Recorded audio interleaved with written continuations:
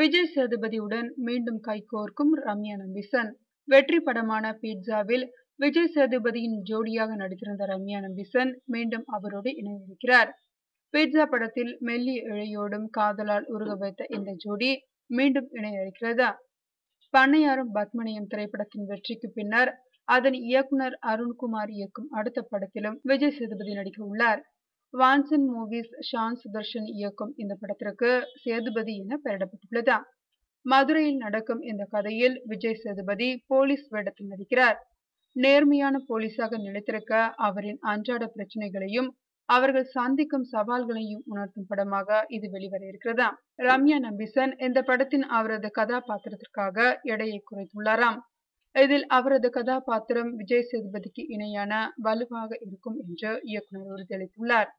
எழுத்தாளர் வேல ராமமூர்த்தி இத்திரைப்படத்தில் ஒரு முக்கிய கதாபாத்திரத்தில் நடிக்க இருக்கிறார். இந்த படத்திற்கு தெகடி படத்தில் இன்னிசையால் கிரங்கடித்த நிவாஸ் கே பிரசன்னா இசையமைக்க உள்ளார். இதன் படப்பிடிப்பு வரும் செப்டம்பர் மாதம் துவங்க உள்ளதா.